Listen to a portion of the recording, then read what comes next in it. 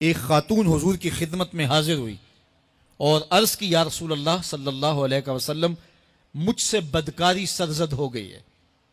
اور میرے پیٹ میں بچہ ہے اور میں چاہتی ہوں کہ آخرت کی سزا کی بجائے دنیا کے اوپر اس کی سزا مجھے دے دی جائے تاکہ میں پاک ہو جاؤں اور صاف ہو جاؤں، کیونکہ آخرت کی سزائیں بہت سخت ہیں۔ اللہ کے محبوب علیہ السلام نے جبریل امین سے ایک دن پوچھا تھا مجھے جہنم کے عذابوں کا ذکر سناؤ، تو عرض کی یا رسول اللہ صلی اللہ علیہ وسلم ہلکا ترین عذاب یہ ہے کہ جہنمی کے پاؤں میں آگ کے جوتے رکھے جائیں گے،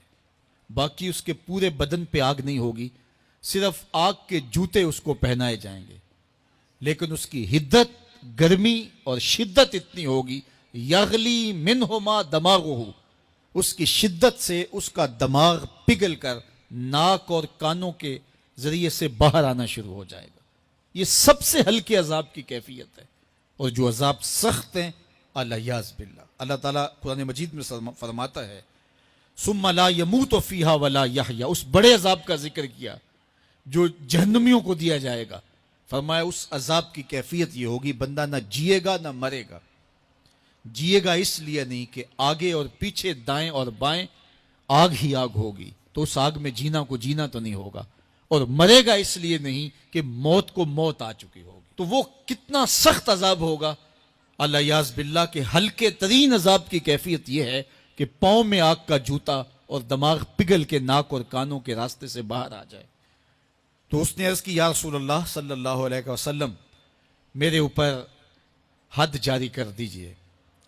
اور اس نے کہا کہ میرے پیٹ میں جو ہے وہ بچہ ہے۔ اللہ کے محبوب علیہ السلام نے فرمایا جاؤ جب بچہ پیدا ہو تو پھر آنا۔ وہ چلی گئی، تو جب بچہ پیدا ہوا تو گود میں اٹھائے پھر حضور کی خدمت میں حاضر ہوئی اور عرض کی یا رسول اللہ یہ ہے بچہ جو میں نے گناہ کیا تھا، بدکاری کی تھی، آج یہ اس کی نشانی ہے۔ تو اللہ کے محبوب علیہ السلام نے فرمایا کہ اسے لے جاؤ اور اسے دودھ پلاؤ، اور جب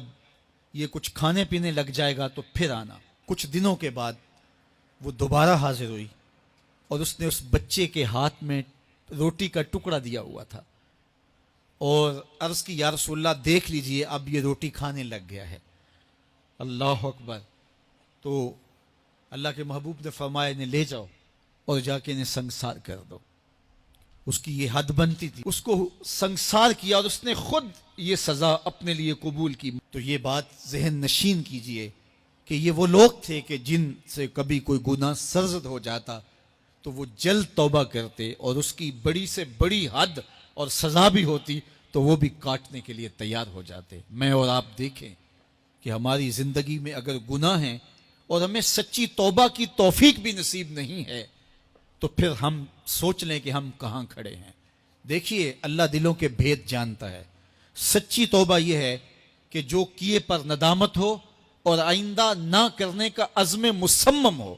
پکا ارادہ ہو کہ یہ گناہ زندگی میں دوبارہ نہیں کروں گا۔ الگ بات ہے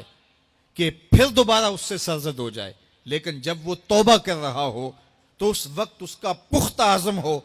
اور اس کے دل کے کسی گوشے میں نہ ہو کہ چلو میں توبہ کر لیتا ہوں اور پھر ہو گیا تو پھر کر لوں گا۔ پکا عزم ہو کہ دوبارہ یہ گناہ نہیں کروں گا۔ اور اگر زبان سے توبہ توبہ کر رہا ہو اور دل میں ہو کہ ٹھیک ہے یہ تو صبح بھی مجھ سے عمل بد سرزد ہونا ہے، تو اللہ تعالیٰ سے یہ مذاق کرنے والی بات ہے، اور اللہ تعالیٰ سے جو مذاق کرتا ہے وہ کہاں کھڑا ہے وہ خود سوچ لے۔ وہ کیا کسی نے کہا تھا کہ توبہ کی پھر توبہ کر کے توڑ دی، میری اس توبہ پہ توبہ توبہ توبہ کر اٹھی۔ تو ایسی توبہ نہیں ہے کہ جو رسماً کسی مجلس میں چلے گئے، کسی اجتماع میں چلے گئے تو سب لوگوں نے توبہ توبہ کی تو وہ بھی توبہ توبہ کرتا رہا، لیکن اس کا عزم مصمم پختہ ارادہ نہیں تھا گناہوں کو چھوڑنے کا، تو یہ توبہ نہیں، یہ مذاق ہے۔ اس لیے اللہ کے حضور سچی توبہ یہ ہے کہ ما قبل کے گناہوں سے ندامت پیدا ہو جائے